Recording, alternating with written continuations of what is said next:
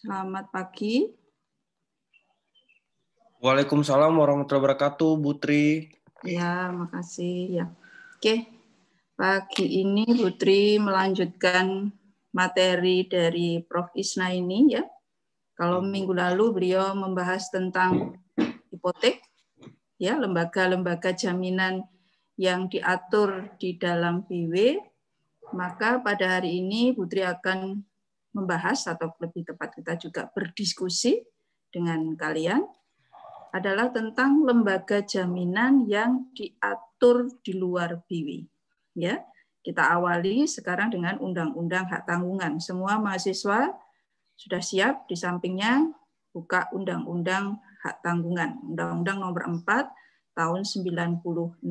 Ya, oke, Bu Tri share dulu PPT-nya. PPT ini sudah Putri tampilkan Putri share di aula ya. Jadi saudara bisa lihat di aula di situ. Oke. Nah, kita perhatikan dulu Undang-Undang Nomor 4 tahun 96 ini tentangnya harus diperhatikan baik-baik. Yaitu adalah tentang hak tanggungan atas tanah. Ada kata beserta.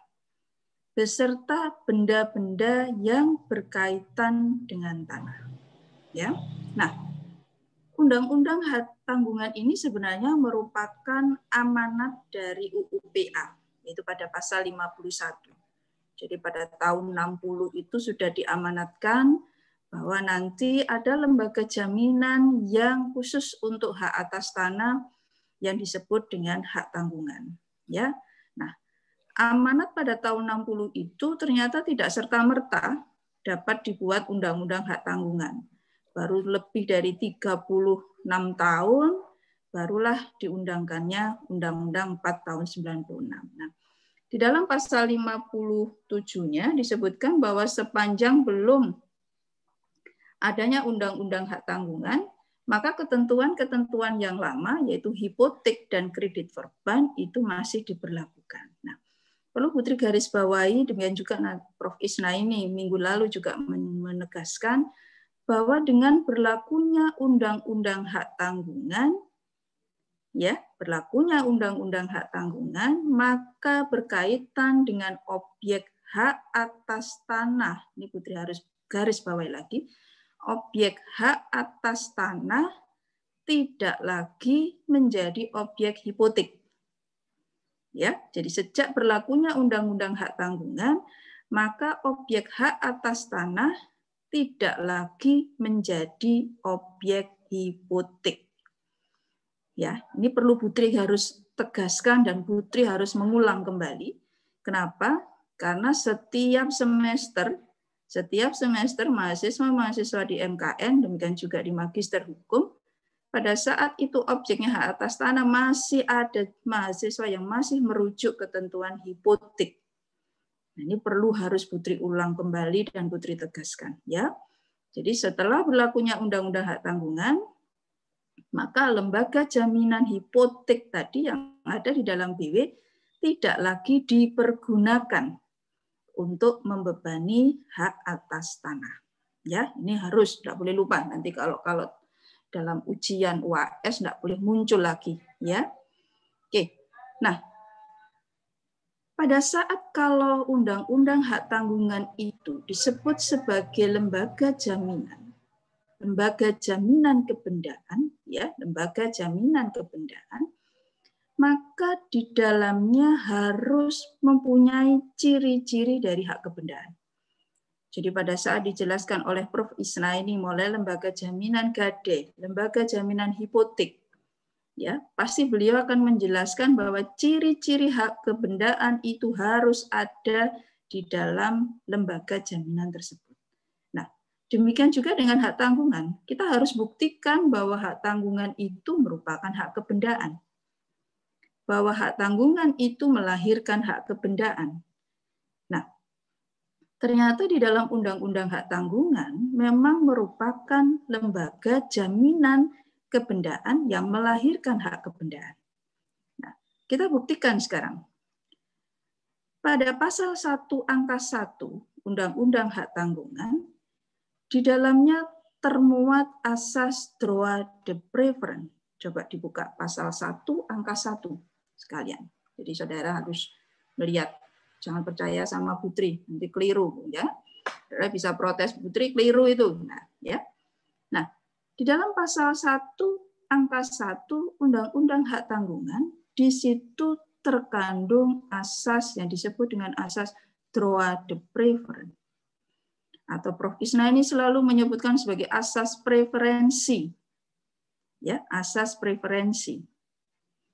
Di mana dari kata-kata yang memberikan kedudukan yang diutamakan. Memberikan kedudukan yang diutamakan kepada kreditur tertentu terhadap kreditur-kreditur lainnya. Jadi pemegang hak tanggungan di sini oleh undang-undang diberikan melekat dalam dirinya sebagai kreditur apa? Kreditur preference. Kreditur yang mempunyai asas preferensi. Dia akan didahulukan pembayaran dibanding kreditur-kreditur lainnya. Kreditur lainnya itu siapa? Kreditur konkuren. Ya, kreditur konkuren. Ada lagi enggak? Ada. Kreditur pemegang hak istimewa. Privilege. Tapi tolong diperhatikan, jangan berhenti di situ. Privilege yang tidak dikecualikan oleh undang-undang. Jadi kalau kuliahnya Prof. Isna ini membahas tentang privilege, di situ ada hak istimewa yang tidak dikecualikan oleh undang-undang. Kalau dia tidak dikecualikan oleh undang-undang, maka bila mana pemegang hak istimewa berbenturan dengan pemegang hak tanggungan, maka hak tanggungannya yang akan didahulukan. Maknanya dari pasal berapa? 1134 BW. 1134 BW ayat yang kedua. Ya, ayat yang kedua di situ. Ya, pada asasnya gadai dan hipotek didahulukan dibandingkan hak istimewa. Hak istimewa itu privilege ya. Kecuali undang-undang mengatur sebaliknya. Ya, ini makna dari kreditur-kreditur lainnya. Oke, berarti sudah ada undang-undang hak tanggungan mengandung asas preferensi. Ya. Oke. Ciri yang lain, pasal 5. Di dalam pasal 5 disebutkan terkandung asas prioritas. Asas prioritas. Ya. Di dalam pasal, apabila suatu objek HT dibebani lebih dari satu hak tanggungan, maka peringkat masing-masing HT ditentukan menurut tanggal pendaftaran pada kantor pertanahan. Suatu objek HT dapat dibebani lebih dari satu HT. Ya, lebih dari satu HT. Nah, apa sih makna asas prioritas ini sebelum kita masuk di dalam pasal 5 Undang-Undang? Apa yang dimaksud dengan asas prioritas?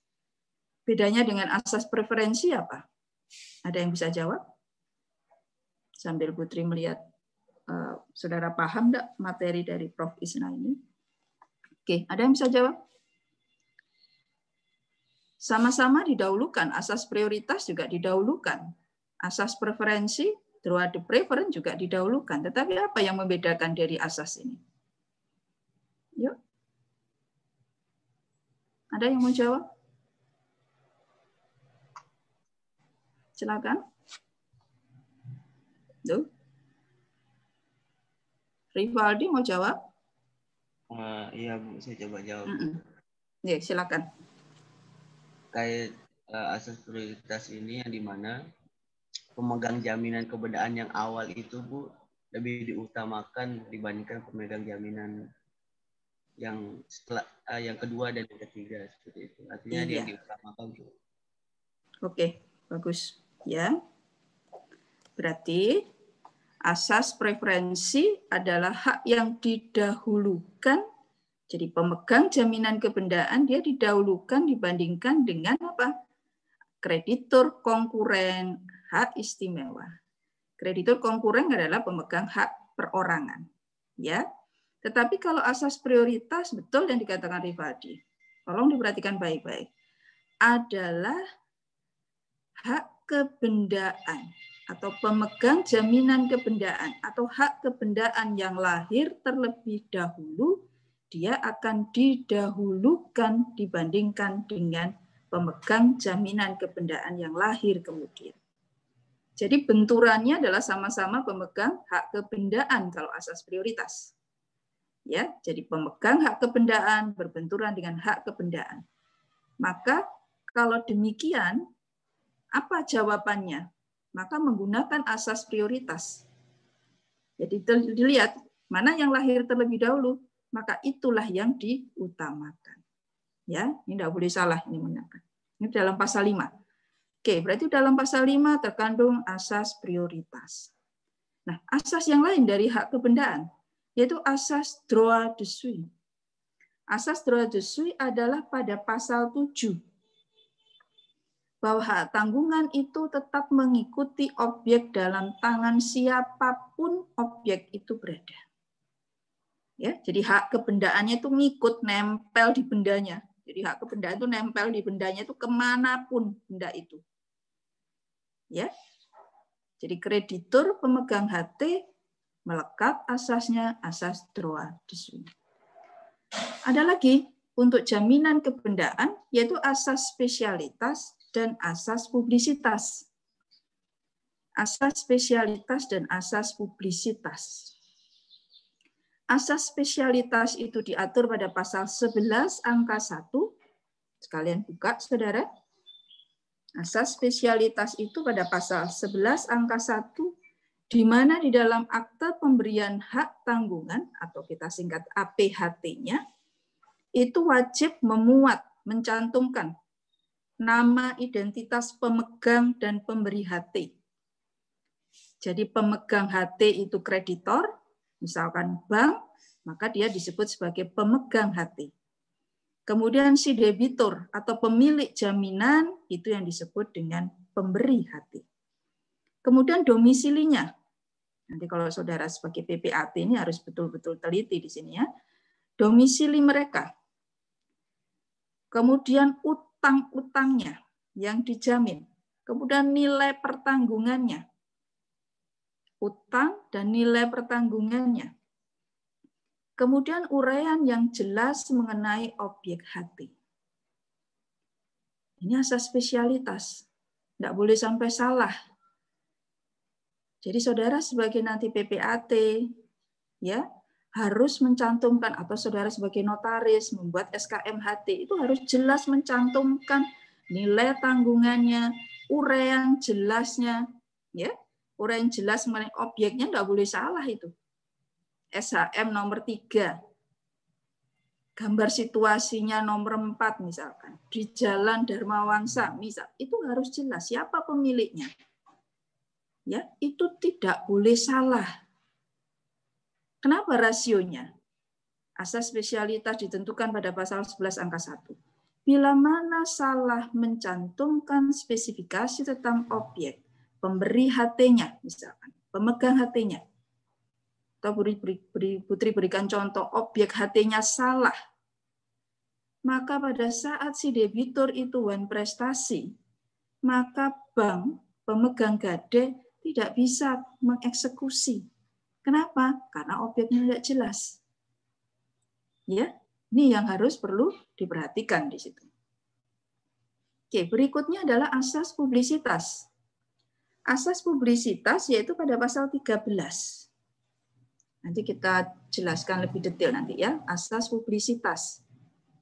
Di mana asas publisitas di dalam hipotek, di dalam hak tanggungan, dan di dalam jaminan fidusia berbeda asas publisitasnya maknanya dengan di Gade.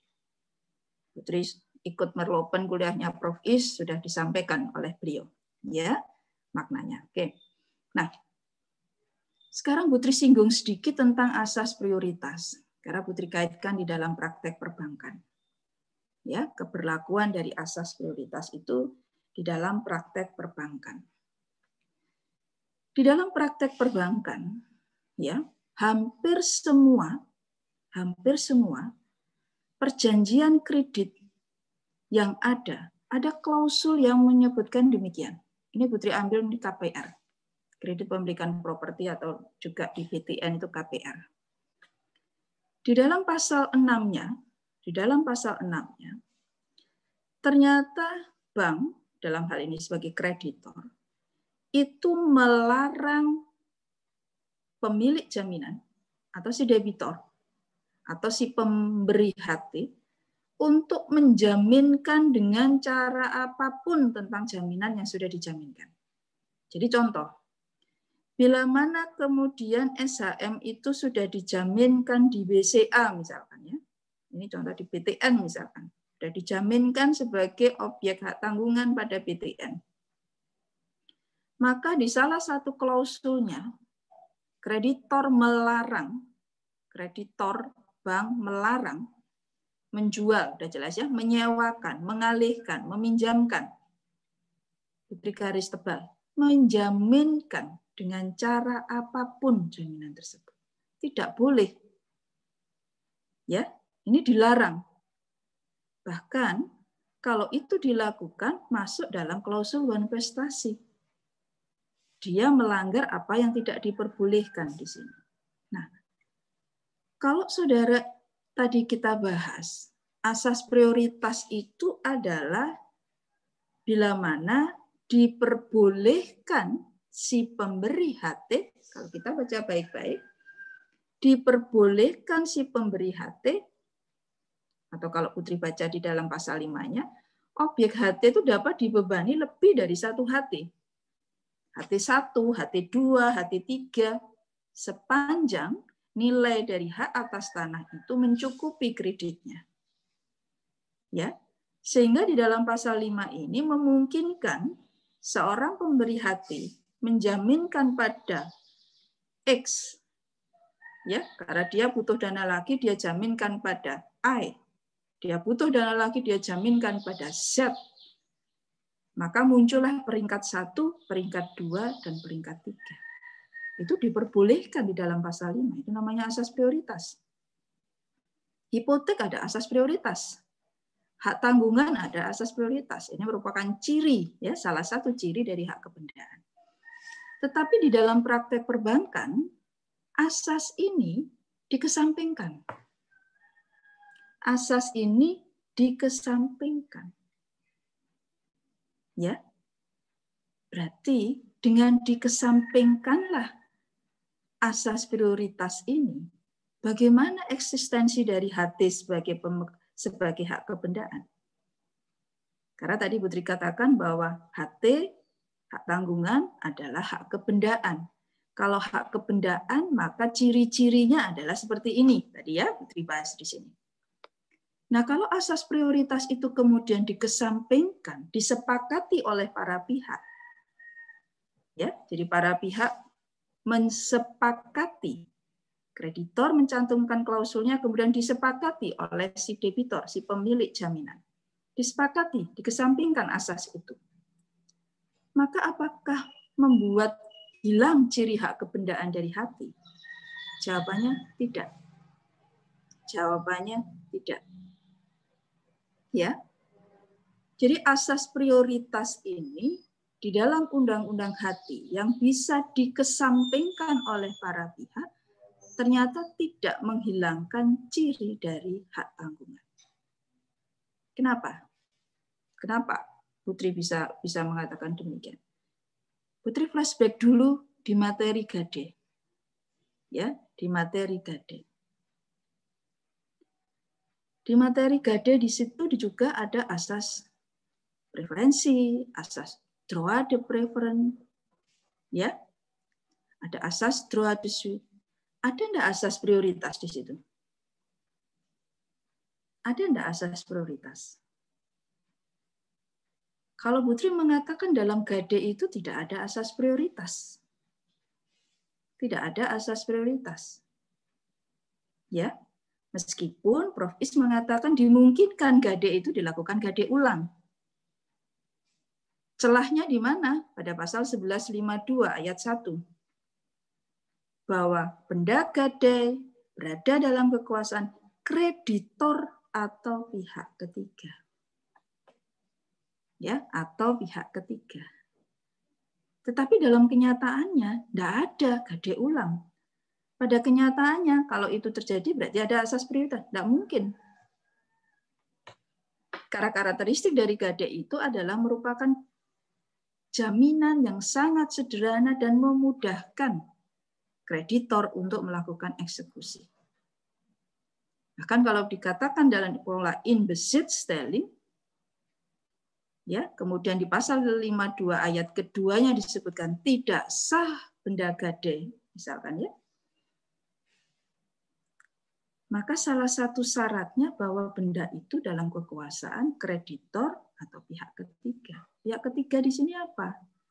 Apakah itu bermakna gade ulang?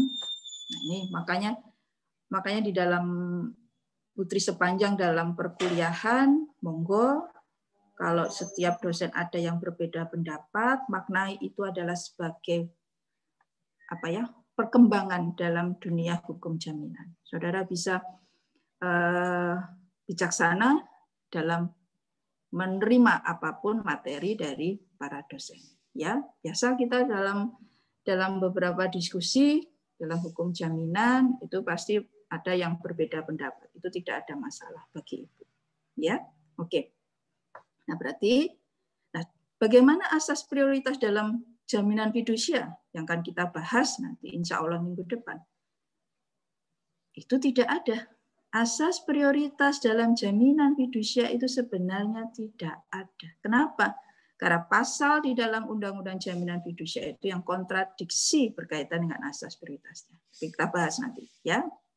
Oke. Nah, kita sampai pada syarat. Nah, kalau yang syarat jaminan yang sudah pernah disampaikan oleh Prof. Isna ini, syaratnya itu 2. Dapat dinilai dengan uang, dan yang kedua mempunyai sifat dapat dipindah tangankan. Udah, ini syarat kumulatif. Ini merupakan syarat yang kumulatif. Loh, ada hak atas tanah hak milik, oke, tapi tanah wakaf dia dapat dinilai dengan uang, ya, tapi tidak dapat dipindah tangankan. Maka tidak dapat memenuhi syarat sebagai objek jaminan. Nah, ternyata syarat sebagai objek hak tanggungan perlu ditambahkan satu lagi, bahwa hak itu didaftar menurut peraturan perundang-undangan.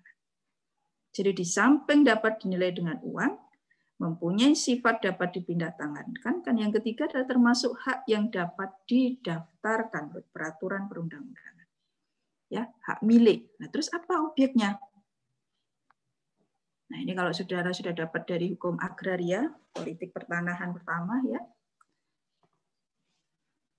Apa objek dari HT itu? Mengacu pada UPA. Hak milik, hak guna usaha, hak guna bangunan. Nah, ini variannya begitu banyak kalau bicara hak tanggungan. Hak guna bangunan di atas HPA lah, mau macam-macam di sini. Tapi Putri tidak akan bahas itu. Kemudian hak pakai atas tanah negara. Tapi dengan catatan, wajib didaftar dan dapat dipindah tangankan. Jadi hak pakai atas tanah negara, tapi dengan ketentuan wajib didaftar dan dapat dipindah tangankan. Kemudian hak pakai atas tanah hak milik. Nah, Putri tidak tahu seperti apa itu hak pakai di atas tanah hak milik. Berarti ada perjanjian dengan pemegang tanah hak milik, ya. Oke. Nah, objek HT apa lagi? Kita kaitkan dengan Undang-Undang Rumah Susun. Bangunan rumah susun, hak milik satuan rumah susun, ya, yang berdiri di atas tanah hak milik, hak GP atau hak pakai yang diberikan oleh negara, itu juga menjadi objek HT. Ya, bangunan rumah susunnya, hak milik satuan rumah susunnya, itu juga menjadi objek dari HT. Nah, yang menarik, di dalam objek hak tanggungan itu, di dalam pasal 10 ayat 3, dimungkinkan hak atas tanah yang berasal dari konversi. Petok, gire, ya, itu dimungkinkan menjadi objek HT, tapi dengan syarat. Jadi petok, gire, yang notabene bukan bukti hak milik, itu ternyata dapat dijadikan objek HT, tapi dengan syarat. Bukti-bukti itu tadi, petok D, gire, ya, itu harus ditingkatkan dalam bentuk sertifikat hak atas tanah. Ya. Jadi petok D, gire misalkan, itu bisa dijadikan objek HT. Tetapi karena petok D dan gire itu bukan bukti kepemilikan, sehingga tidak bisa dibuat akte pembebanan hak tanggungan, APHT-nya. Maka dibuatlah surat kuasa pembebanan hak tanggungan, SKMHT dulu. Nah, syaratnya harus ditingkatkan menjadi hak atas tanah, sertifikat hak atas tanah. Nah, kenapa Undang-Undang Hak Tanggungan memunculkan itu? Karena adalah untuk mengakomodir apa yang diamanatkan dalam Undang-Undang Undang-Undang Perbankan. Jadi di Undang-Undang Perbankan, di dalam penjelasan pasal 8-nya disebutkan bahwa agunan itu dimungkinkan dalam bentuk petok, gire, hak tagih. Nah, jadi Undang-Undang Perbankan itu sudah mengakomodir bahwa petok, gire, yang notabene bukan hak kepemilikan, bukan bukti kepemilikan, ternyata bisa dijadikan agunan perbankan.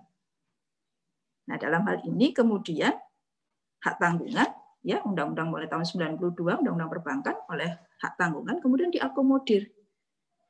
Nah, tapi dengan syarat tadi yang Putri katakan harus ditingkatkan dalam bentuk sertifikat. Nah, itu kan proses. Itu butuh lama kan? Butuh waktu yang tidak pendek. Ya, bisa bertahun-tahun di situ. Nah, maka kondisinya dalam bentuk surat kuasa atau masih dalam bentuk SKMHT, ya, maka kedudukan kreditor pemegang HT yang di mana petok D gire itu dijadikan objek jaminan, maka kedudukannya hanya sebagai kreditur konkuren saja. Nah, ini risiko. Jadi pada saat bank itu kemudian menerima petok D gire sebagai objek jaminan, ya, tetapi oleh notaris kemudian diurus ditingkatkan menjadi sertifikat. Kemudian notarisnya mengeluarkan cover note, ya, ini yang terjadi di dalam praktek perbankan, ya, si notarisnya itu kemudian mengeluarkan cover note, isinya menyatakan bahwa petok D nomor ini, ya, bla bla bla bla, sedang dalam pengurusan, ya, ini notarisnya yang memproses ini, mengurus. Nah, berdasarkan cover note ini tadi. Ya, berdasarkan cover note ini tadi, kemudian bank merasa yakin karena sudah diurus oleh notaris, maka yakin memberikan kredit pada si debitor. Ya, tetapi tidak bisa dibuat APHT kan, masih dalam bentuk SKMHT.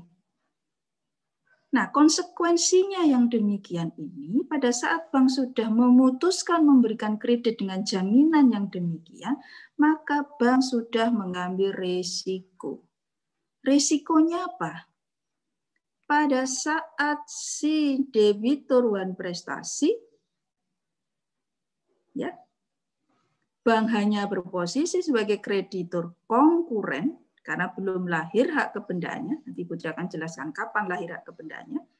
Karena belum lahir hak kebendaannya, maka bank tidak bisa melakukan eksekusi atas objek tersebut.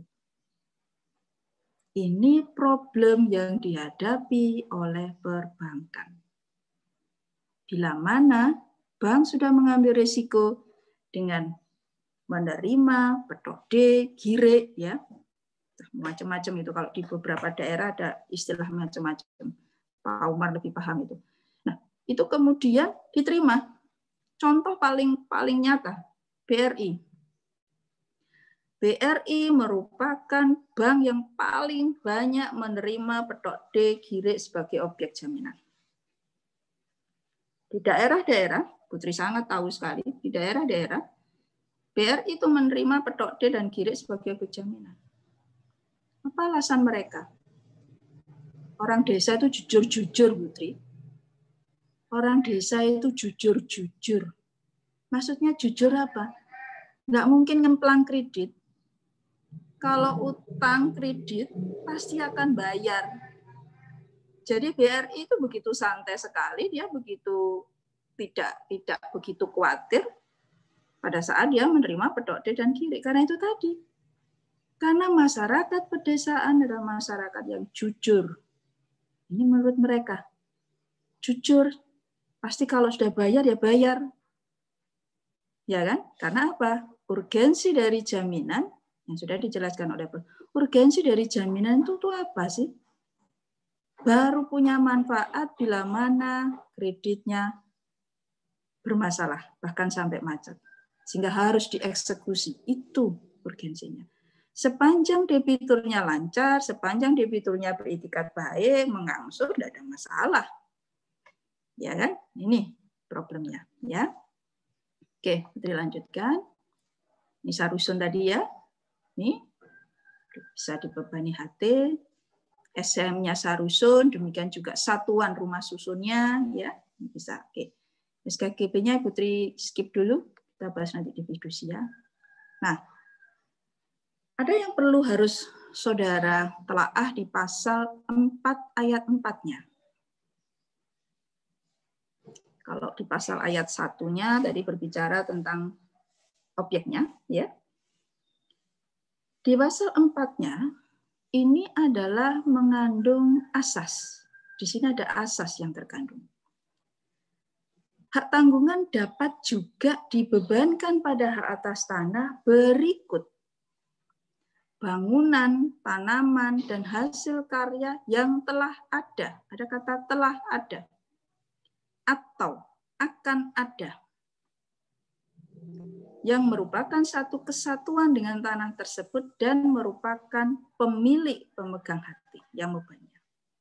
Putri cetak tebal, dengan tegas dinyatakan di dalam api hati. Pada saat saudara dapat kuliah dari Prof. Isna ini, hipotek itu tidak bisa terhadap benda yang akan ada. Tidak mungkin. Benda yang akan ada pada hipotek itu tidak diperbolehkan. Hipotek hanya atas benda yang sudah ada. Tetapi objek hati, perhatikan, bendanya belum ada. Bukan hak atas tanahnya loh ya. Bangunan, tanaman, hasil karyanya itu belum ada. Wujudnya belum ada. Tetapi sudah bisa menjadi objek hati. Nih, di sini. Beda dengan hak tanggungan, beda dengan hipotek. Ya. Nah, berarti pada makna pasal 4 ayat 4, Putri skip dulu. Pada pasal 4 ayat 4, kalau kita kembalikan dulu, Undang-Undang Hak Tanggungan ini merupakan amanat dari UU-PA. UU-PA dasarnya adalah hukum adat. Sehingga asas-asas hukum adat mewarnai UU-PA. Tapi asas-asas yang sudah tersanir, ya, yang sudah tersanir dalam hal ini. Nah, salah satu asasnya dalam hukum adat itu asas pemisahan horizontal.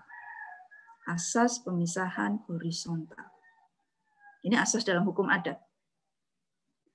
Bahwa benda-benda yang berkaitan dengan tanah itu tidak demi hukum pemiliknya merupakan pemilik tanah. Atau perbuatan hukum terhadap tanah tersebut tidak meliputi benda-benda yang berdiri di atas tanah. Karena di dalam hukum adat itu pembagian benda hanya dua, tanah dan bukan tanah. Ya, Makalah muncul asas pemisahan horizontal. Ya, nah berbeda dengan BW.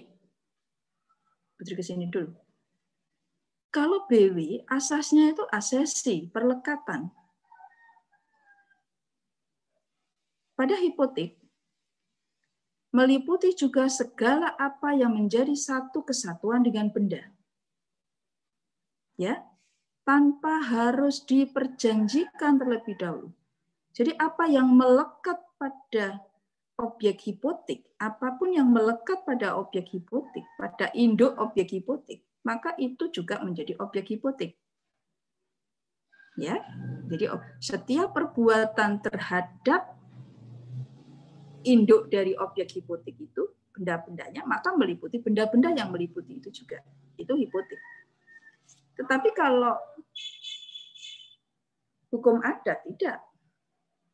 Nah, sekarang bagaimana dengan Undang-Undang Hak Tanggungan? Dalam Undang-Undang Hak Tanggungan, yang notabene adalah amanat dari UU PA, di mana UU PA itu asasnya adalah asas hukum adat, asas pemisahan horizontal, ternyata asas pemisahan horizontal, ya, asas pemisahan horizontal di dalam Undang-Undang Hak Tanggungan itu tidak berlaku mutlak. Putri ulangi. Asas pemisahan horizontal yang ada pada hak tanggungan tidak berlaku mutlak. Dari mana kata-kata tidak berlaku mutlak? Dari pasal 4 ayat 4. Jadi kalau tidak diperjanjikan, dari kata-kata tegas dinyatakan di dalam APHT. Maksudnya apa? Bila mana benda-benda yang di atas tanah tersebut, entah itu bangunan, entah itu tanaman karet, misalkan ya, tanaman apa misalkan untuk perkebunan, ya misalkan tanaman atau hasil karya, entah itu patung, stupa, misalkan ya di atas di situ misalnya, yang telah ada atau yang akan ada. Karena tanahnya itu dalam sebidang tanah kosong, belum ada bangunannya, belum ada tanamannya, belum ada hasil karyanya. Maka benda-benda yang berdiri di atas tanah tadi, bila mana ingin menjadi objek HT, harus dinyatakan secara tegas dalam APHT. Kita ulangi ya. Jadi kalau misalkan benda-benda, Putri menggunakan benda aja, benda-benda yang berada di atas tanah atau yang berikut di atas tanah tadi ingin menjadi objek HT, maka harus dinyatakan tegas di dalam APHT. Harus dinyatakan tegas. Apa sebaliknya? Bila mana kalau yang menjadi objek HT tadi, hak atas tanah jelas ya, hak atas tanah kan sebagai objek HT. Bila mana kemudian bangunan benda-benda tadi yang di atas tanah tadi tidak dinyatakan secara tegas dalam APHT, maka bila mana si debitur itu wan prestasi, maka kreditor atau bank tidak bisa mengeksekusi benda-benda yang di atas tanah tadi. Ya, tidak bisa. Kenapa? Karena tidak diperjanjikan, tidak dinyatakan tegas dalam APHT. Ini merupakan bukti bahwa asas pemisahan horizontalnya tidak absolut, tidak mutlak. Jadi kalau diperjanjikan dalam APHT, maka benda-benda tadi yang berkaitan dengan tanah tadi akan menjadi objek HT.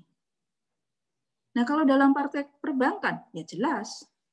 Dalam praktek perbankan, bank tidak mau bila mana benda-benda yang berkaitan dengan tanah itu tidak menjadi objek HT. Sudah jelas tidak mau dia. Pasti jelas dia minta ya PPAT untuk mencantumkan itu ada di dalam APHT. Kenapa? Ya repot nanti kalau banknya tidak mencantumkan. Pada saat eksekusi, bangunannya sedang disewakan pada pihak ketiga, bagaimana dia bisa mengusir? Susah. Meskipun dia punya hak tanggungan atas tanah, tapi tidak meliputi bangunan yang berdiri di atas tanahnya. Ini yang akan repot pada saat eksekusi. Ya, oke.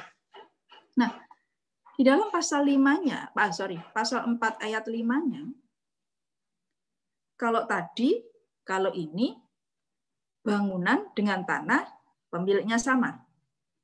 Tapi kalau di ayat 5-nya ini berbeda.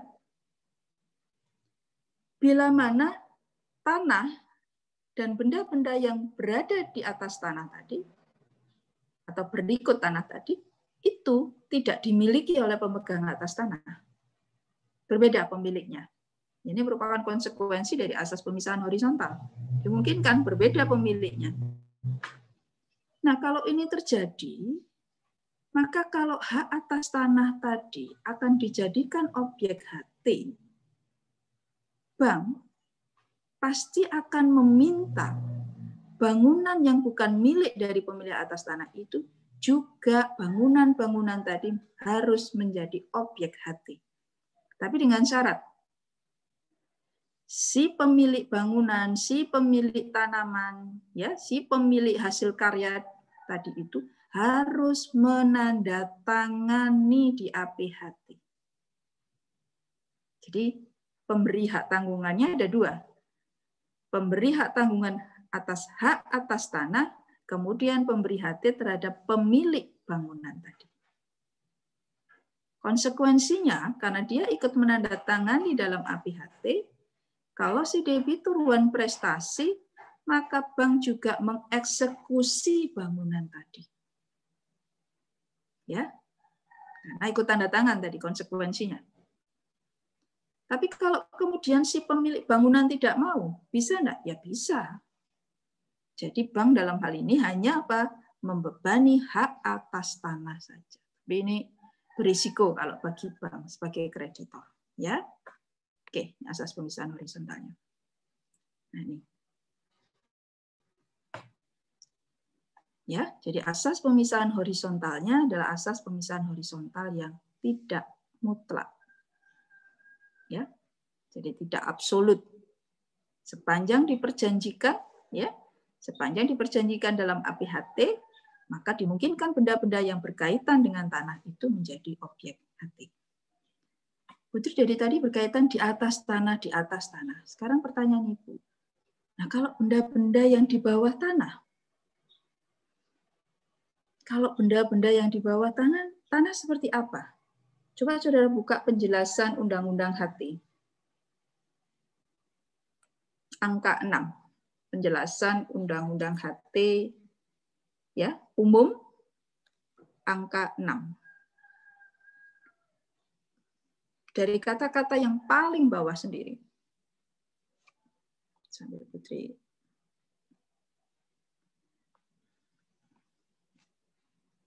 Rio, ada? Ada, Bu. Rio. Coba Rio baca yang penjelasan Undang-Undang Hak Tanggungan umum, kemudian yang angka 6. Dari kata-kata yang terakhir. Sedangkan bangunan... Bentar, Bu, saya cari. Ya. Sedangkan bangunan yang menggunakan ruang bawah tanah yang secara fisik tidak ada hubungannya dengan bangunan yang ada di atas permukaan bumi di atasnya tidak termasuk dalam pengaturan ketentuan mengenai hak tanggungan. Ya.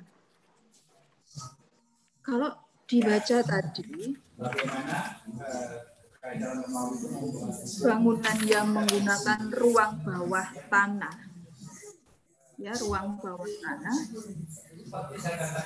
Rio, matikan dulu, mute dulu. Rio.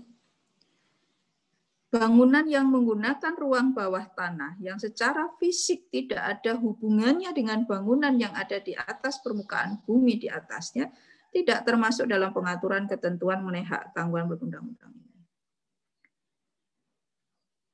Di mal-mal, di apartemen, ya, yang Putri tahu di Jakarta, ya tahu kalau di Surabaya mungkin juga ada juga, di di Jakarta, di mall, kemudian di apartemen-apartemen di Jakarta, itu selalu di bawah di bawah tanah, apartemennya di atas, di bawah itu begitu banyak bangunan-bangunan. Entah itu Indomart, entah itu Alfamidi, entah itu jasa laundry, begitu banyak sekali bangunan-bangunan di situ. Ya. Nah, andai kata kalau misalkan pemilik gedung tadi menjaminkan hak miliknya atau HGB-nya kepada bank, kemudian dibebani hati, maka bangunan-bangunan yang berada di bawah tanah, yang jelas melekat kan? Melekat di situ. Apakah tidak termasuk sebagai objek HT juga kalau itu diperjanjikan? Di situ ada dibangun ada yang perkantoran, disewakan untuk usaha Alfamidi, Alfamart, ya, jasa laundry, ada yang usaha rumah makan di situ, misalkan. Itu disewakan. Nah, kalau si pemilik gedung itu menjaminkan kepada bank, nah bangunan-bangunan yang ada di bawah tanah, gedung-gedung tadi itu, kalau kemudian diperjanjikan, dinyatakan secara tegas dalam undang-undang HT, dalam APHT, kalau Putri yang masuk sebagai objek HT. Karena dari kata-kata berikut bangunan-bangunan yang berkaitan dengan hak atas tanah tadi. Ya, ada disertasi dari almarhum Prof. Eman. Ya, almarhum Prof. Eman. Beliau membahas tentang tadi di bawah tanah tadi. Bahkan Putri, tapi mohon maaf Putri belum tuntas membacanya berkaitan dengan Undang-Undang Cipta Karya yang berkaitan dengan pertanahan juga. Dimungkinkan hak atas tanah yang berdiri yang di atas tanah dengan di bawah tanah itu hak pemilikannya berbeda. Ya, di atas tanah itu milik WNI, yang di bawah tanah itu dimungkinkan adalah milik dari WNA. Nah, ini enggak tahu ini draft yang mana, Putri. Jadi ada grup yang kemudian di-share. Nah, ini memungkinkan bahwa kepemilikan itu bisa berbeda dalam Undang-Undang Cipta Karyanya. Ya, nah harus didiskusikan lebih detail dalam hal ini. Ya, ada filosofinya. Makanya kenapa warga negara asing itu tidak boleh menjadi pemilik hak atas tanah di bumi tercinta kita di Indonesia. Itu ada filosofinya. Kalau saudara kuliah dari Prof. Hayati, tegas beliau mengatakan, dalam hukum adat, keterkaitan manusia dengan buminya, tanahnya itu begitu erat, tidak boleh. Ya, ada aspek religiusnya. Ada aspek religiusnya antara manusia kita, warga negara Indonesia, dengan buminya. Maka warga negara asing tidak boleh menjadi pemilik hak atas tanah. Apa yang bisa yang diberikan oleh warga negara asing? Ya hanya terbatas hak pakai saja. Dan itu ya harus selamanya sebagai hak pakai. Tapi kalau hak pakainya bisa sampai 90 tahun, ya enggak tahu, Putri. Itu bisa anak cucu, cicit, canggah gitu ya, sampai ke bawah gitu. Nah, oke. Ini adalah asas pemisahan horizontal yang ada di pasal 4 ayat 4. Nah, sekarang kita bicarakan kapan hak ketanggungan itu lahir? Ya, kapan hak tanggungan itu lahir? Sebagaimana dalam gade. Kapan gade itu lahir? Kapan hipotek itu lahir? Kapan jaminan fidusia itu lahir? Ya.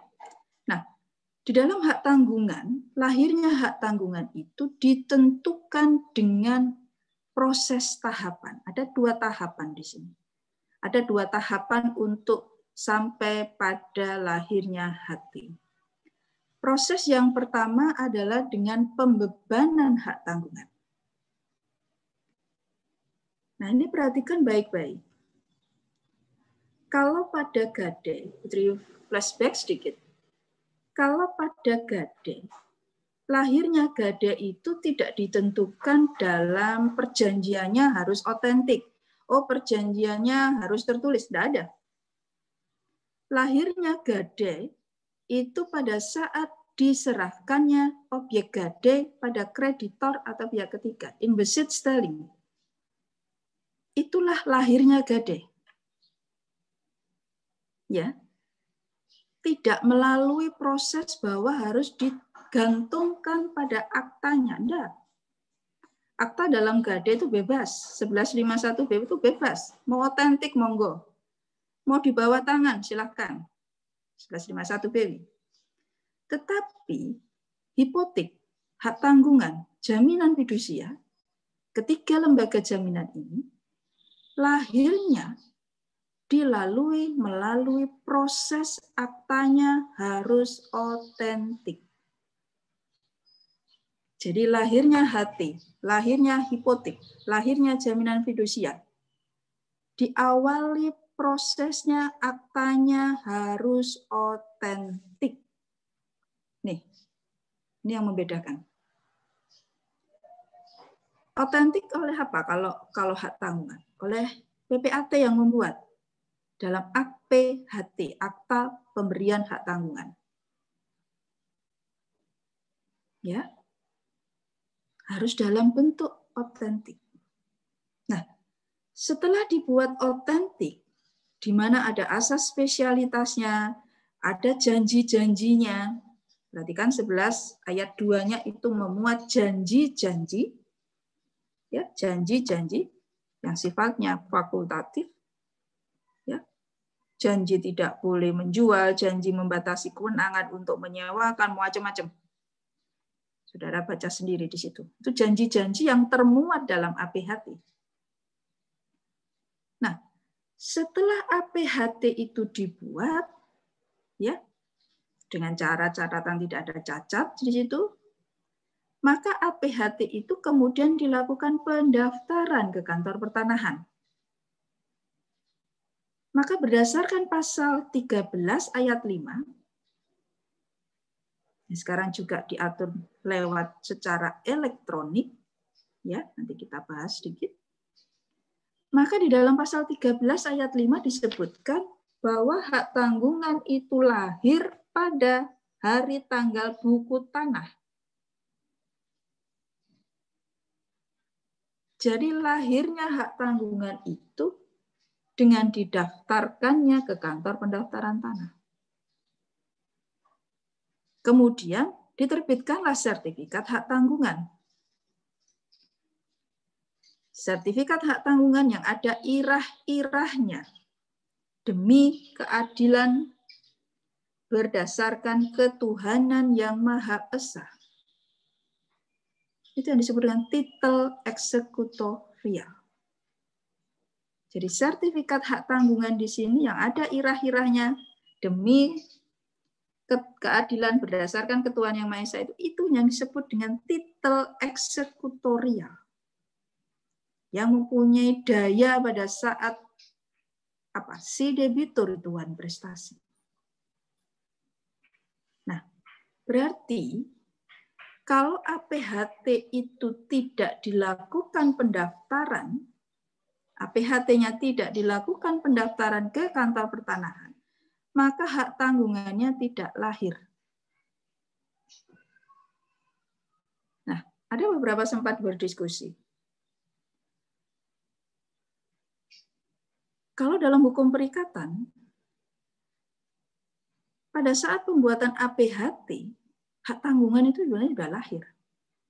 Karena hak APHT itu merupakan kesepakatan para pihak. Ya, kesepakatan para pihak, konsensual. Maka sebenarnya hak tanggungannya telah lahir sebenarnya. Ya, dalam perspektif hukum perikatan.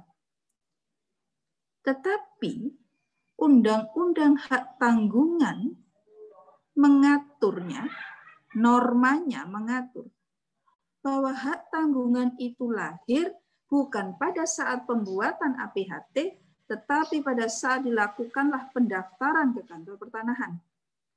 Sejak saat catatkan pada buku tanah, maka itu hak tanggungannya lahir.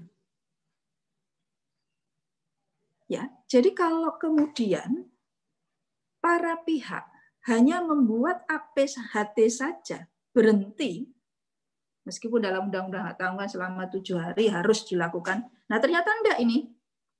Setelah dibuat APHT, berhenti. Seharusnya PPAT harus melakukan tindakan selanjutnya untuk melakukan penataan. Ternyata enggak, berhenti dia. Maka kalau hanya dalam proses tahapan APHT saja, maka hak tanggungannya tidak lahir. Hak tanggungannya tidak lahir. Konsekuensinya, hak tanggungannya tidak lahir, maka kreditor bukan sebagai pemegang hati. Konsekuensinya. Ya. Jadi kalau hanya berhenti pada APHT saja, tidak ditindaklanjuti dengan pendaftaran ke kantor pendaftaran tanah, maka tidak lahir hak tanggungannya, tidak lahir hak kebendaannya. Konsekuensi lebih jauh, kreditornya bukan pemegang hati, kreditornya bukan kreditor preferen.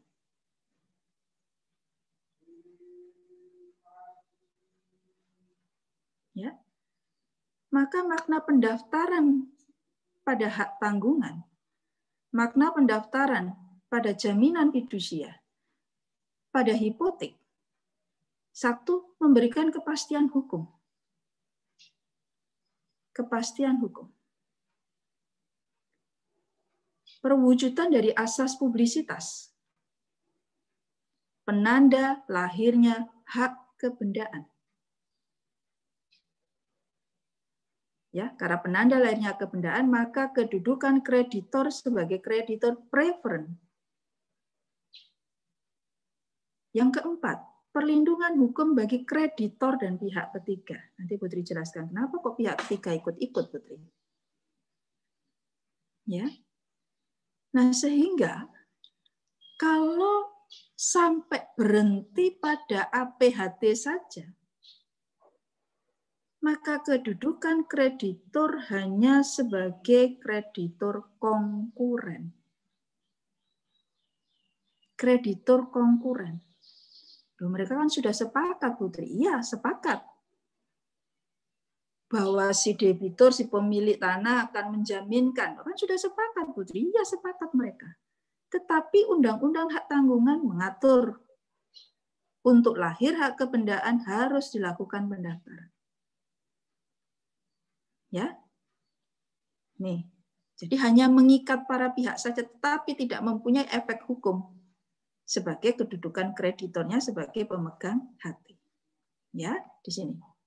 Nah, nih, sekarang dengan keluarnya Permen nomor 5 tahun 2020, ini sebelumnya adalah Permen 9 tahun 2019, itu berusianya berapa, tidak sampai setahun mungkin ya, sudah dirubah lagi menjadi Permen 5 tahun 2020.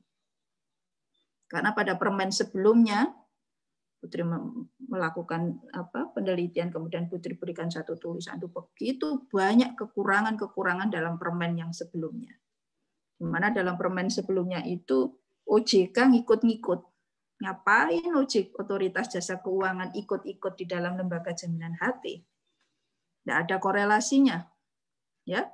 Banyak di dalam pasal-pasal Permen 9 tahun 2019 itu yang kekurangannya begitu banyak. Kemudian keluarkanlah Permen nomor 5 tahun 2020 yang lumayan menghilangkan OJK di dalam ketentuan yang baru di sini. Karena tidak ada kaitannya ngapain OJK ngikut-ngikut di lembaga jaminan di sini ya. Nanti saudara baca sendiri Permen nomor 5 tahun 2020 tentang teknis. Jadi sebenarnya lebih pada teknis.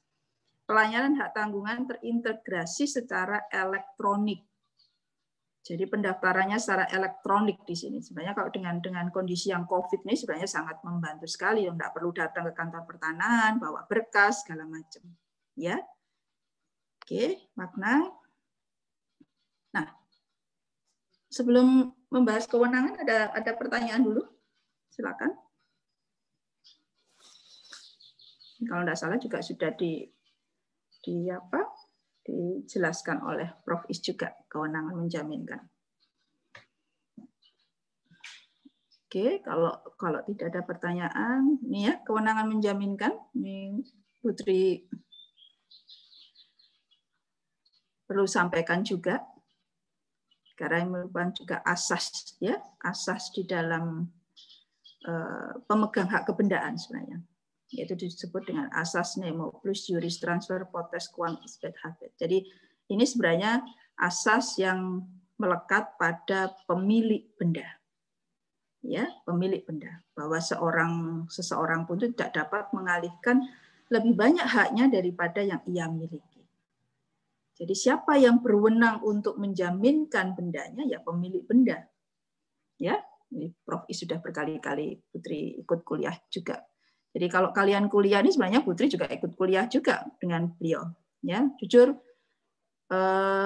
sejak Putri terakhir kuliah S3 itu dapat kuliah dari beliau. Kemudian setiap kali Putri ingin ikut kuliahnya beliau selalu menolak. Ngapain? Beliau selalu sudah doktor kok ikut kuliah, tapi kadang-kadang Putri itu kangen, ya kangen juga ikut kuliahnya beliau gitu, cukup sungguhan.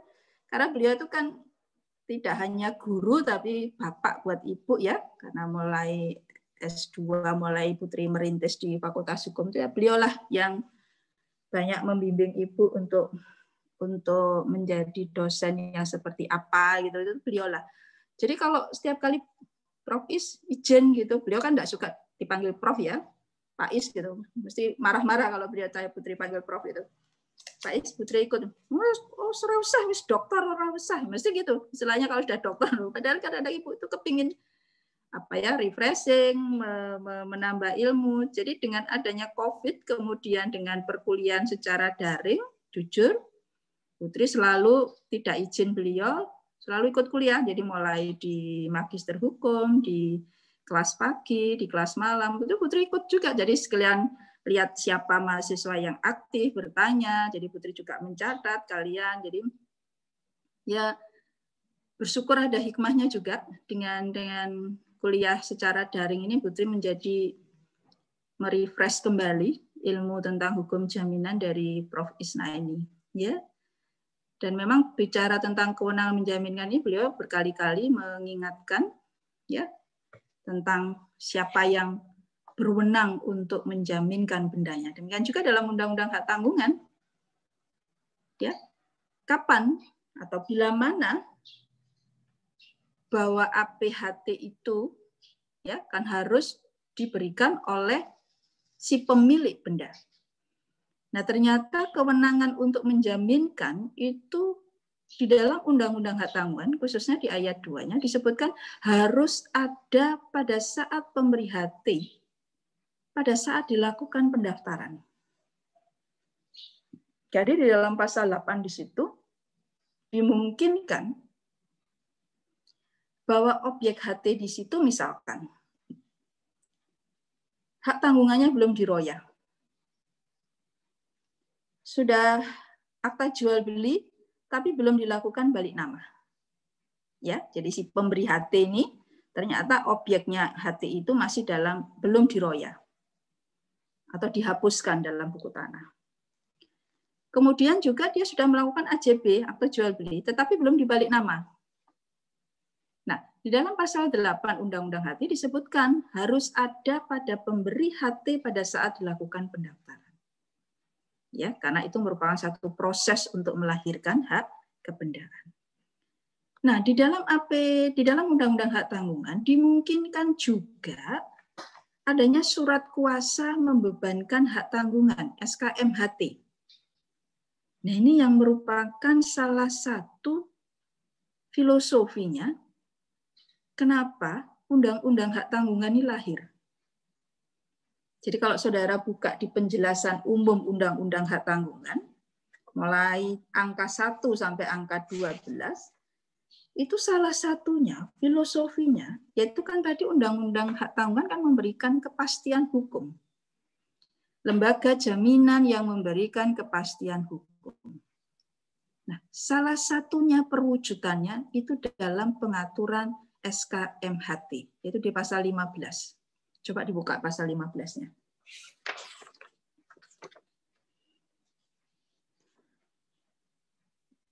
Ya. Kenapa? Kita flashback dulu. Dalam lembaga jaminan hipotek dulu, lembaga jaminan hipotek dulu, di mana masih objeknya hak atas tanah, di dalam praktek perbankan, seringkali bahwa aktanya tidak sampai akta hipotek, tetapi hanya surat kuasa membebankan hipotek. Jadi antara bank dengan nasabah, ya, debitor, kemudian tidak membuat akta hipotek mereka. Karena biayanya mahal, jangka waktunya tidak panjang, macam-macam alasannya. Ya, sehingga bank dalam hal ini kemudian hanya membuat notaris hanya membuat surat kuasa memasang hipotek, SKMH. Nah, surat kuasa memasang hipotek dalam hipotek itu tidak ada pengaturannya. Jangka waktunya bebas. Tidak diatur di situ. Sehingga dianggap dengan hanya surat kuasa memasang hipotek itu tidak memberikan kepastian hukum bagi kreditor. Jadi dalam prakteknya dulu, kalau kemudian barulah si nasabah itu wan prestasi, baru dipasang akta hipotek. Ya, baru. Nah, selama itu kredit berjalan dengan surat kuasa memasang hipotek, kedudukan bank hanya kreditur konkuren saja. Nah, ini dianggap kedudukan kreditor yang hanya kreditur konkuren tadi dengan SKMH tadi itu tidak memberikan kepastian hukum. Maka di dalam Undang-Undang Hak Tanggungan di pasal 15 diberikan batasan ternyata. Tidak boleh kedudukan kreditur itu tidak pasti. Ya. Maka perwujudannya boleh membuat surat kuasa memasang hipotek, hak tanggungan, SKMHT. Kenapa? Ada alasannya, banyak alasannya. Tanahnya belum diroya, belum dilakukan balik nama misalkan. Hak atas tanahnya belum ditingkatkan misalkan. Ya. Maka kalau itu kemudian dijadikan objek jaminan, boleh membuat SKMHT. Bisa dibuat oleh notaris atau PPAT di dalam pasal 15-nya. Cuma diberikan batasan waktu.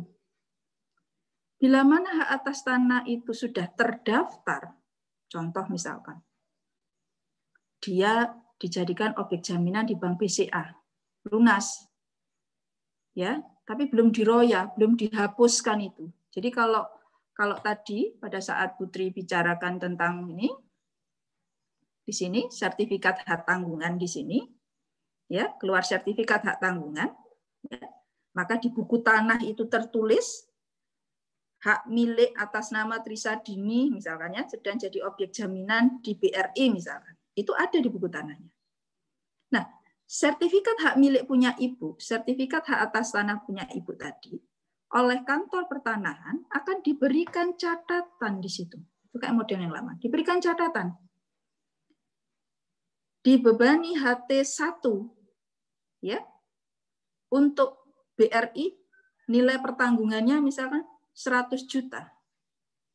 Jadi dalam sertifikat hak atas tanah, ini kalian karena sebagai notaris nanti PPAT, insya Allah harus tahu. Ini ada tulisan di situ. Ya, nah kalau kemudian itu lunas, Putri utang pada BRI lunas, Putri lunasi, maka kemudian dilakukan roya. Roya dalam Undang-Undang Hak Tanggungan diberikan makna peristilahan pencoretan. Maka dicoret nanti dalam buku tanah dicoret. Dengan Putri membawa bukti bahwa Putri lunas, dicoretlah dalam buku tanah. Demikian juga pada sertifikat hak milik punya ibu tadi, karena sudah lunas utangnya, maka akan dicoret. Ya, dicoret. Sehingga kalau sudah dicoret tadi, udah bebas. Tapi ada kalanya pada saat Putri lunas belum dilakukan pencoretan. Putri bawa lagi sertifikat tadi yang belum dicoret itu, bawa ke BNI. Ngambil utang lagi, ngambil kredit lagi, belum dicoret. Ini dalam yang lama ya, kalau di permen udah beda lagi. Istilahnya bukan pencoretan, penghapusan. Nah, karena belum dicoret, belum dihapuskanlah dari buku tanah atau sertifikat atas tanah tadi, maka kan dianggap bahwa masih dibebani HP, meskipun perjanjian pokoknya udah hapus. Konsekuensinya sebenarnya kalau perjanjian pokoknya hapus, maka perjanjian asesornya juga hapus. Harusnya demikian ya. Tetapi dalam Undang-Undang Hak Tanggungan perlu perbuatan lebih lanjut dengan cara apa? Pencoretan atau royah. Perlu pencoretan di sini. Nah, maka kalau itu terjadi, bisa dibuat surat kuasa memasang hipotek dulu. Hak tanggungan, SKMHT. Tapi jangka waktunya cuma 1 bulan. Kalau 1 bulan lewat, maka batal demi hukum, selesai. Atau hak atas tanah yang belum terdaftar. Hak atas tanah yang belum terdaftar tadi, ya, contohnya tadi gire. Ya, gire. Petok. Kan harus ada proses peningkatan menjadi sertifikat atas tanah. Maka SKMHT-nya punya jangka waktu 3 bulan. Nah, tapi mana mungkin 3 bulan itu jadi? Maka di dalam pendapatnya Prof. Sultan Remi Sadeni, beliau juga menulis tentang buku tentang hak tanggungan, beliau berpendapat karena tidak mungkin seorang notaris akan memproses peningkatan dari petok girik menjadi sertifikat atas tanah dalam jangka waktu 3 bulan. Tidak mungkin menurut beliau. Maka menurut Prof. Sultan Remi Sadeni, kapan berhitungnya 3 bulan? Berhitungnya 3 bulan itu dihitung sejak saat ya diterbitkannya sertifikat hak atas tanah. Itu kalau menurut beliau. Kenapa? Karena di dalam penjelasan pasal 15, kalau saudara buka, kita buktikan penjelasannya. Ya. Jangka waktu itu tidak ada penjelasannya. 3 bulan sejak kapan? Ya. Oke, ini yang berkaitan. Nah, kecuali untuk menjamit kredit tertentu. Nah, ini untuk rumah-rumah RSSSSS, ini istilahnya ya. Rumah sangat sederhana, istilahnya. Ada rumah 7 kali 3 itu berapa? 21 ya. Ada tipe 21. Maka untuk kredit-kredit tertentu, ya. Jadi sebagai kebijakan dari pemerintah pada saat itu, maka hanya sampai surat kuasa membebankan hak tanggungan. Tidak perlu hapus HPHT. Ya, oke. Dilanjutkan dulu. Nah ini kalau tidak salah sudah disinggung juga oleh beliau. Mengapa dilarang membuat janji untuk memiliki objek jaminan bila mana debitur wan prestasi, bahkan diancam kebatalan. Ya, nah ini kalau Putri lihat ketentuan ini itu diatur di semua lembaga jaminan. Jadi ketentuan larangan membuat janji untuk memiliki objek jaminan itu, ya bila mana debitur wan prestasi ternyata diatur di semua lembaga jaminan. Ini Putri inventarisir di Gade pada pasal 1154, di hipotek pada pasal 1178 ayat 1, hak tanggungan pada pasal 12, jaminan fidusia pada pasal 33. Ya. Jadi kesemuanya di lembaga jaminan itu ada ketentuan. Coba kita lihat pasal-pasalnya. Janji yang memberikan kewenangan kepada pemegang HT untuk memiliki objek HT apabila debitur janji batal demi hukum. Gade 1154. Batal. Membuat janji seperti itu batal. Dalam hipotek 1178 ayat 1, segala perjanjian yang menentukan bahwa kreditur diberi kuasa untuk menjadikan barang-barang yang dihipotekan itu sebagai miliknya batal. Semuanya batal. Jaminan fidusia dalam pasal 33, setiap janji yang memberikan kewenangan kepada penerima fidusia itu pun juga batal demi hukum. Maknanya apa sebenarnya? Maknanya bahwa di dalam lembaga jaminan kebendaan memberikan perlindungan hukum yang seimbang. Jadi katakan bahwa keempat lembaga jaminan ini memberikan perlindungan hukum yang seimbang bagi kreditor maupun bagi pemilik jaminan. Putri menggunakan kata pemilik jaminan. Ya, karena bisa jadi pemilik jaminan debitor, bisa jadi pemilik jaminan adalah bukan debitor. Ulangi ya. Jadi keempat lembaga jaminan ini, gadai, hipotek, hak tanggungan, dan fidusia, itu kesemuanya adalah memberikan perlindungan hukum yang seimbang. Buktinya, perlindungan hukum bagi kreditor. Perlindungan bagi kreditor. Dengan apa? Dengan lahirnya hak kebendaan. Ya, dengan lahirnya hak kebendaan. Dengan hak kebendaan itu lahir dengan prosesnya masing-masing dalam gadai, hipotek, hak tanggungan, dan jaminan fidusia tadi. Maka dengan lahirnya hak kebendaan memberikan kedudukan kreditor sebagai kreditor preferen. Kreditor pemegang jaminan kebendaan. Putri ulangi. Perlindungan hukum bagi kreditor penerima jaminan kebendaan itu dengan apa? Dengan lahirnya hak kebendaan.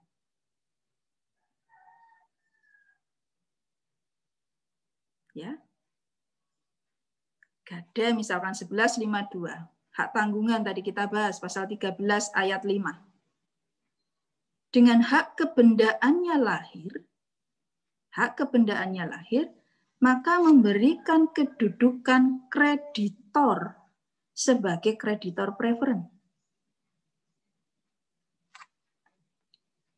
Ya, kreditor preferen. Dengan lahirnya hak kebendaan, maka ciri-ciri unggulan dari hak kebendaan itu melekat dalam diri kreditor. Seperti prioritas, droit sui, droit de préférence, tadi melekat dalam diri kreditor. Ya. Ini bagi si kreditor. Nah, tapi bagi pemilik jaminan, ternyata undang-undang juga memberikan perlindungan hukum. Jadi Putri katakan bahwa undang-undang lembaga jaminan keempatan ini memberikan perlindungan yang seimbang, adil bagi kedua belah pihak. Bagi pemilik jaminan, perlindungan hukumnya diberikan nih 1154 pada gadai, hipotek 1178. Hak tanggungan, pasal 12. Jaminan fidusia, pasal 33. Jadi pasal 12 Undang-Undang Hak Tanggungan itu memberikan perlindungan hukum bagi pemilik jaminan. Kenapa? Kalau saudara lihat penjelasan pasal 12. Ada di situ, penjelasan pasal 12. Ya, saudara bisa buka. Karena pada umumnya, penjelasan pasal 12, di situ ada kata-katanya. Pada umumnya, nilai jaminan itu lebih tinggi dibandingkan dengan plafon kreditnya. Pada umumnya. Ya, Putri ada juga tuh kreditnya, nilai jaminannya ternyata enggak lebih besar dari nilai kreditnya. Ya ada. Memang ada. Tetapi kelazimannya bahwa nilai jaminan itu lebih tinggi dengan plafon kreditnya. Maka kalau itu tidak dilarang, maka kreditur telah bertindak dolim pada pemilik jaminan, kalau Putri katakan. Sebagai ilustrasi, nilai jaminannya 100 juta. Ya, nilai jaminannya 100 juta. Si debitur mengajukan kredit pada bank, disetujui oleh bank hanya 50 juta. Ya, jadi nilai jaminan memang pada intinya lebih besar dari nilai kredit. Kreditnya cuma 50 juta. Ternyata dia sampai macet, ada tunggakan bunga, denda, dan segala macam, totalnya 75 juta. Kalau tidak ada pasal ini Putri ambil contoh karena kita bicara undang-undang hak tanggungan. Kalau tidak ada pasal ini, kemudian kreditor membuat janji dengan debitur dan menandatangani si debitur atau si pemilik jaminan itu tanda tangan, setuju. Kalau si debitur wan prestasi, maka segala objek jaminan akan menjadi milik dari debitur, milik dari kreditor. Otomatis ini. Kalau tidak ada pasal 12, maka kreditor akan diuntungkan dengan janji tersebut. Utangnya cuma 50 plus tunggakan bunga, denda, dan macam-macam, misalkan 75 juta. Nilai jaminannya, kalau itu hak atas tanah, tidak ada yang turun. Pada umumnya nilai jaminan hak atas tanah itu menjadi meningkat. Yang dulu di appraisal cuma 100 juta, sekarang di appraisal menjadi 200 juta misalnya. Senilai dari 200 juta. Nah, kalau tidak ada janji ini, maka siapa yang diuntungkan? Kreditor. Kreditor yang diuntungkan. Istilahnya dia untung berapa persen itu? Pengutangnya cuma 75, itu ada plus tunggakan bunga dan denda. Nilai jaminannya setelah dinilai kembali menjadi 200 juta. Nah, ini tidak boleh. Pembentuk undang-undang sudah memikirkan perlindungan hukum bagi pemilik jaminan. Maka kalau para pihak sudah membuat janji, misalkan, andai kata ada janji yang demikian, maka klausulnya yang batal. Perhatikan baik-baik, bukan perjanjiannya yang batal. Bukan perjanjian kreditnya yang batal. Tidak. Tetapi hanya klausulnya saja yang batal demi hukum. Dan ini ternyata ada. Jadi ada kasus sengketa di mana ternyata ada janji yang demikian dan disepakati itu. Tidak boleh. Karena apa? Karena kembali kepada hukum perikatan, untuk memiliki suatu benda salah satu caranya dengan cara apa? Penyerahan, levering. Ada perbuatan hukum yang harus dilakukan. Ya, ada perbuatan hukum yang harus dilakukan. Ada alas haknya. Alas haknya apa? Bisa jual beli. Nah, ini kan tidak. Ya, jadi dilarang. Nah, ini pada umumnya. Ya. Oke. Nah, Putri mohon maaf ini karena hak tanggungan ini satu kali pertemuan, jadi Putri kayak kereta api ekspres Jakarta Surabaya ya. Nanti lainnya bisa saudara nanti pelajari. Nanti ada kuliah dari Pak Iwan ya, Pak Iwan yang beliau praktisi notaris, mungkin beliau akan lebih detail sekali di dalam pembahasan tentang akta-aktanya. Ya. Oke. Karena kita bicara hapusnya HT. Diatur pada pasal 18.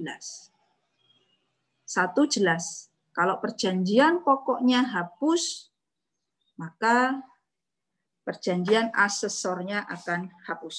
Sudah jelas ya di dalam pasal 18.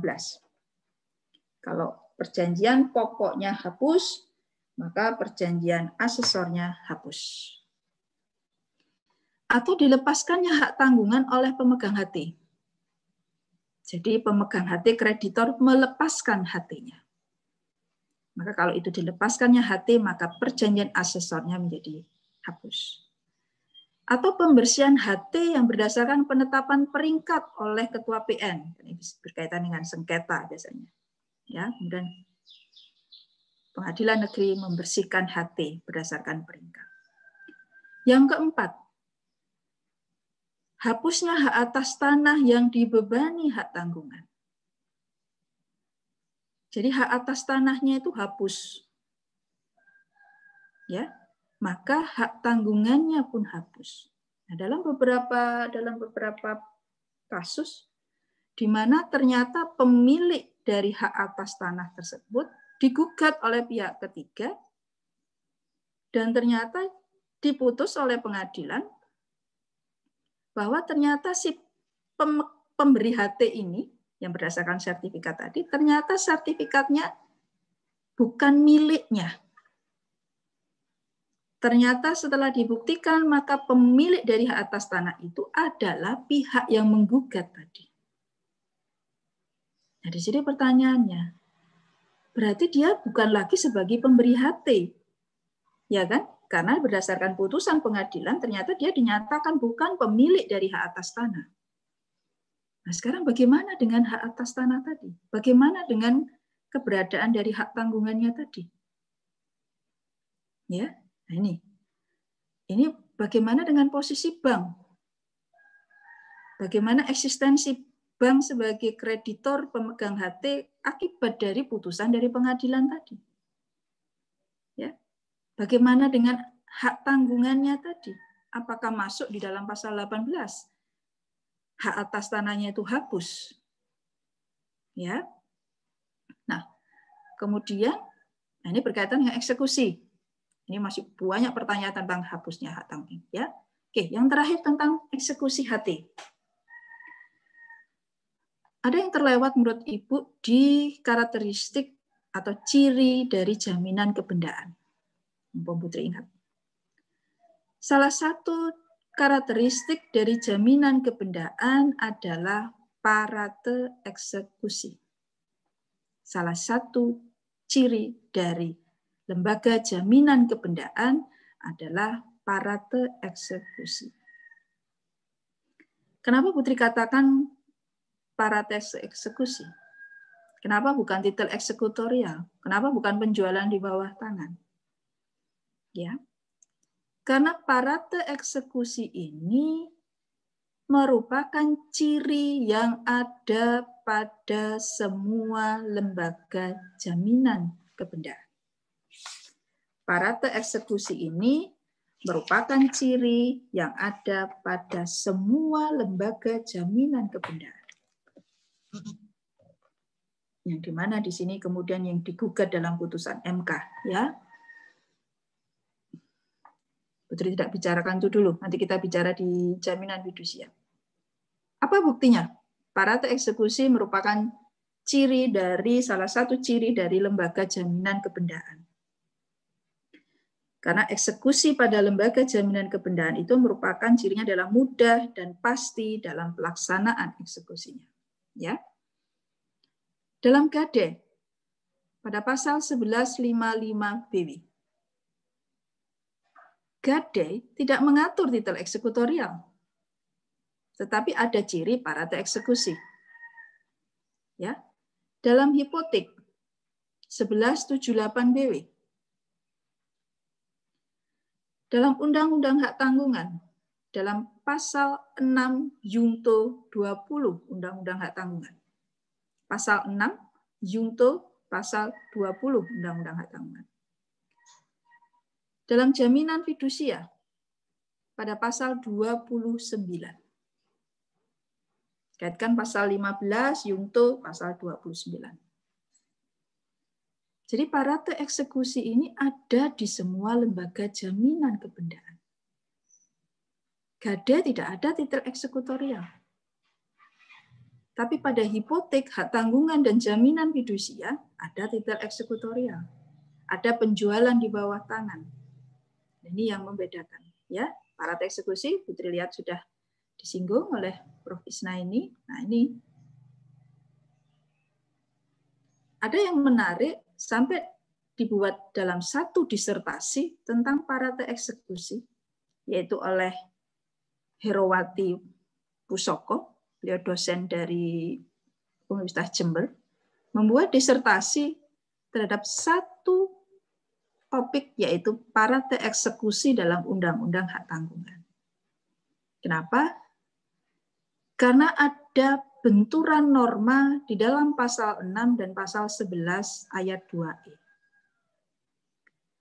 Di dalam pasal 6 disebutkan parate eksekusi dalam Undang-Undang Hak Tanggungan itu lahir karena undang-undang. Tetapi di dalam pasal 11 ayat 2 yang mencantumkan tentang janji-janji, ternyata itu harus diperjanjikan.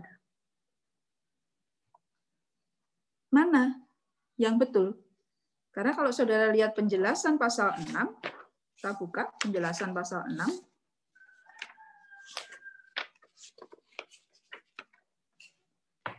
Ya, sebelum.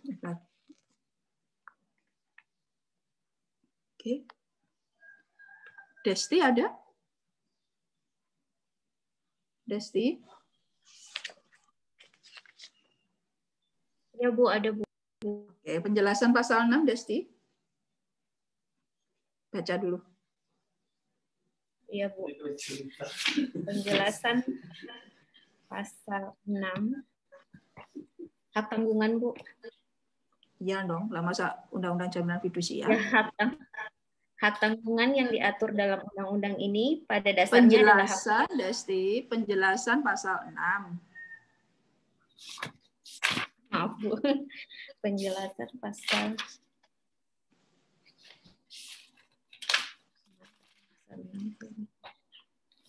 hak untuk menjual objek hak tanggungan atas kekuasaan sendiri merupakan salah satu perwujudan dari kedudukan diutamakan yang dipunyai oleh pemegang hak tanggungan atau pemegang hak tanggungan pertama dalam hal terdapat lebih dari satu pemegang hak tanggungan.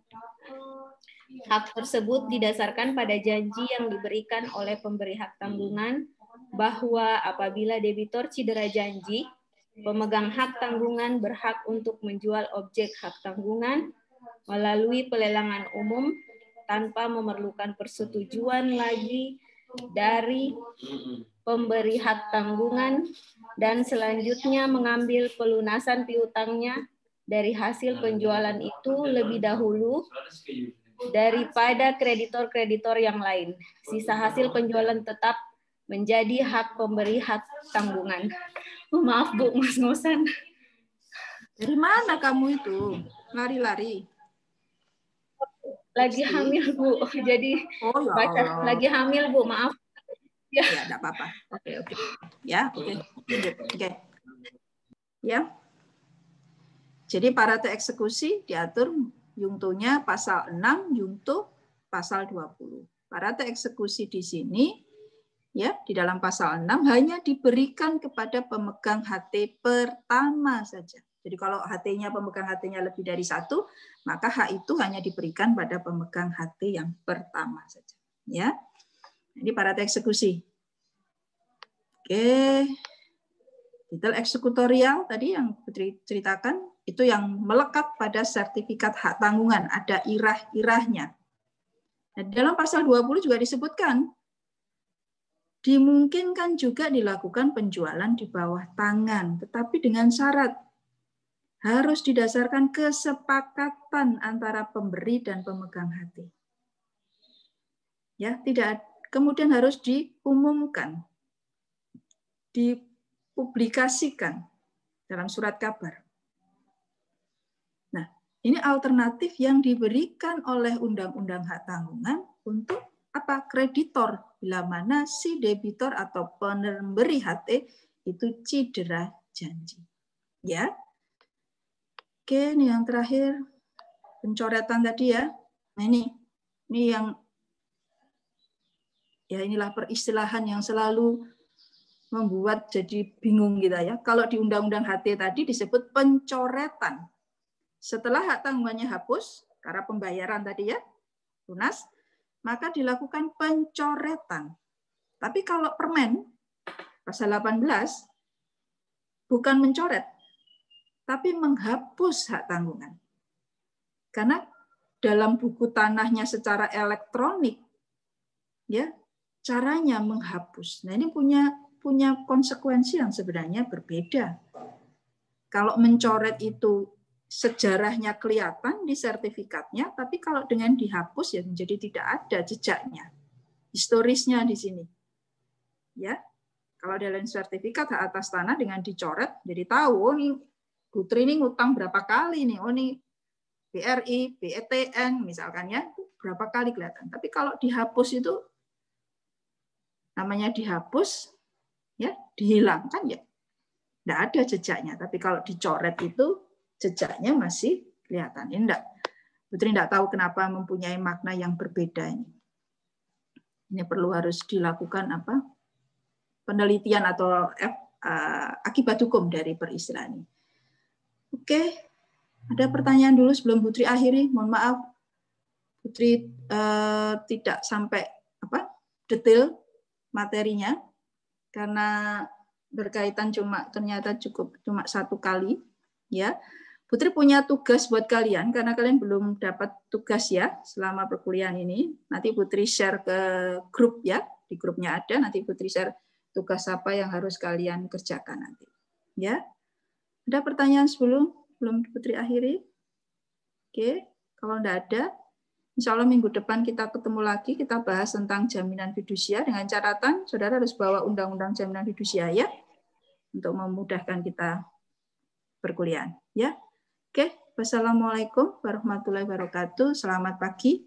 Makasih ya, sehat-sehat ya. Oke. Waalaikumsalam. Salam.